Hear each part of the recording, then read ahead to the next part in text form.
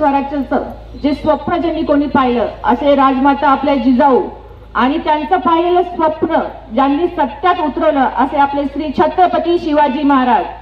छत्रपती शिवाजी महाराज यांनी मिळवलेलं स्वराज्य ज्यांनी अंगाखांद्यावर खेळवलं असे आपले श्री छत्रपती संभाजी महाराज यांना सर्वप्रथम माझा मानाचा मुजरा करते मी. तसेच आपले हिंदू हृदय सम्राट बाळासाहेब ठाकरे, तसेच आपले जुन्नर तालुक्याचे लोकनेते किंवा आदर्श नेते स्वर्गीय वल्लभशेठ बेनके साहेब आणि माझे सासरे स्वर्गीय पांडुरंग काळे साहेब यांना सर्वप्रथम मी त्यांच्या स्मृतीस अभिवादन करते. आणि इथं जमलेल्या सर्व माझे आदरणीय आणि उपस्थित सर्व मंडळी आणि माझे मतदार बंधू भगिनींना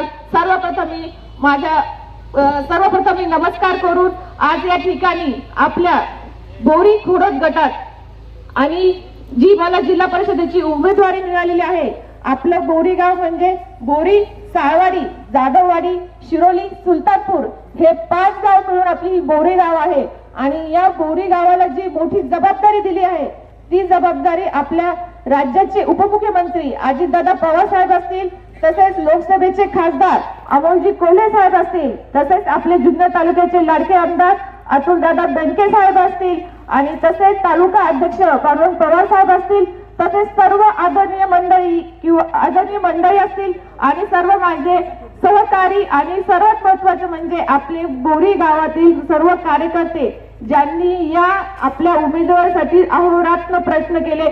सर्वप्रथम त्यांचे मनापासून आभार मानते. मी सर्वप्रथम माझा परिचय देते. मी सौभाग्यवती कल्पना वैभव काळे, सरपंच साळवाडी.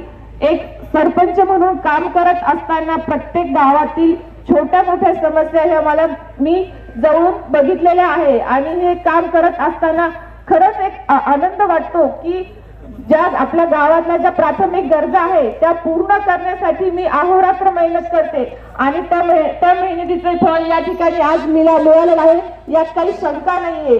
आणि हे फळ मिळत असताना आपले आमदार, माझे आमदार अतुलदादा बेनके साहेब यांनी ताई खूप माझ्यासाठी मेहनत केलेली आहे. प्रत्येक कामात मला त्यांनी यश दिलेलं आहे, प्रत्येक कामात त्यांनी माझी मदत केलेली आहे आणि ही मदत खरंच मी आज या ठिकाणी जिल्हा परिषद गटासाठी आपल्या सहमतीने करणार आहे आणि ती काय कधीच वाया जाणार नाही. आज या ठिकाणी बोलायचं झालं तर आमचं हे बोरी गाव सर्वात मोठं गाव आहे. 5 गाव मिळून हे मोठं गाव आहे बोरी आणि या बोरीची मी एक लेक सून आहे, याचा मला खरंच सार्थक अभिमान आहे. आणि बोरी गावाचं बघायला झालं तर ताई बोरी एक सांस्कृतिक, ऐतिहासिक आणि परंपरा जोपासलेलं गाव आहे. त्यामुळे या गावामध्ये प्रत्येक ज्येष्ठ मंडळी असेल, महिला असतील, पुरुष असतील, तरुण वर्ग मंडळी असतील, हे सर्व जोमाने काम करत असतात, यात काही शंका नाही. आणि प्रत्येक गोष्ट हे परंपरेला निगडीतच काम करतात, हे आपण नेहमीच दाखवून दिलेलं आहे. आणि माझी सर्वांना खात्री आहे जसं तुम्ही आमच्या तिन्ही उमेदवार जी जबाबदारी दिलेली आहे त्या जबाबदारीला पूर्ण पार पाडण्यासाठी तुम्ही नेहमी माझी साथ देणार, यात काही शंका नाही.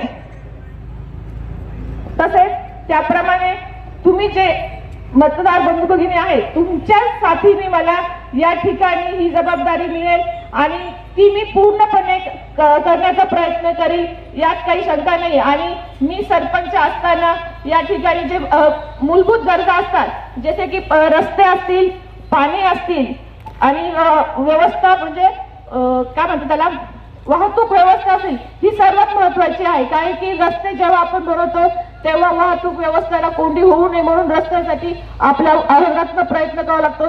तसेच आरोग्य असेल, महिला बाल कल्याण आरोग्य असेल, शिक्षण असेल, तसेच येणाऱ्या ज्या आपल्या नवीन ज्या घडामोडी असेल प्रत्येक गोष्टीचा आपल्याला ज्ञान असणं आवश्यक आहे. आणि हे काम करत असताना प्रत्येक महिला ही एक सक्षम महिला म्हणून झालेली पाहिजे.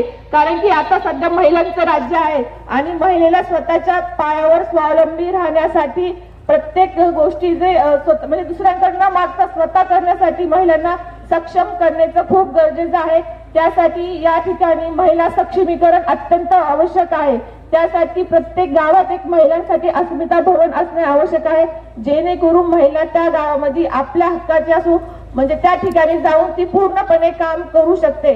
त्याप्रमाणे महिला बचत गट असतील, तसेच महिलांचा रोजगार बचत गटाच्या मार्फतून बघायला गेलं तर रोजगार हा खूप महत्वाचा आहे. काही कारण की जेव्हा महिला स्वतः सक्षम होते, घर चालवते, तेव्हा ती पूर्ण मुलांना पण सांभाळू शकते आणि सगळं घर सांभाळू शकते. त्यासाठी महिलांना आपण खरंच एक आदर आणि सन्मान दिला पाहिजे.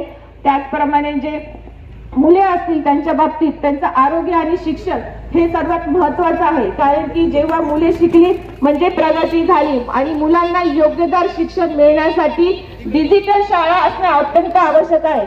डिजिटलच्या शाळेच्या माध्यमातून आधुनिक पद्धतीने मुलांना योग्य ते ज्ञान दिले जाऊ शकते, यात काही शंका नाही. आणि हे ज्ञान द्यायचे असताना त्यासाठी आपल्याला एक योग्य उमेदवार निवडणे हा गरजेचा आहे, जेणेकरून आपल्या बरोबर आपल्या गावाबरोबर पूर्ण गटाचा विकास करू शकेल असा उमेदवार आपल्याला निवडणं हा अत्यंत आवश्यक आहे. त्यामुळे माझी सर्व मतदार बंधू भगिनींना एकच विनंती आहे की तुम्ही मला तसेच संभाजी शेठ चव्हाण आणि आपल्या प्रगताई बडे या सर्व उमेदवारांना घड्याळ चिन्हासमोरील बटन दाबून विजय करावे आणि सर्वांना बहुमताने एकदम विजय करून गुलाल 7 तारखेचा गुलाल आपलाच आहे असं समजून तुम्ही समजावे एवढी माझी नम्र विनंती. आणि 5 तारखेला सर्वांनी राष्ट्रवादी काँग्रेस पक्ष अजितदादा पवार घड्याळ या चिन्हावरील बटन दाबून सर्वांना बहुमत करून सर्वांना विजय करावे एवढी माझी अपेक्षा आहे. धन्यवाद.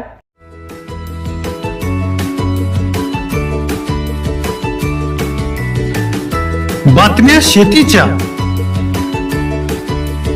बातम्या मातीच्या, बातम्या अन्यायाच्या, गुन्हेगारीच्या,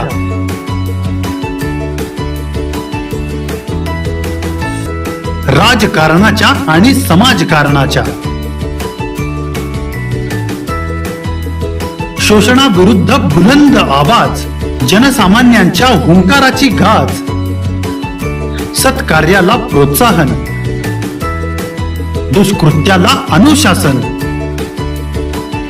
निर्भीड, निस्पृह, सडेतोड, बेधडक आणि रोखटोक म्हणजेच विघ्नहर टाइम्स. शोध बातमीचा, ध्यास सत्याचा. आपलं चॅनल, आपली बातमी.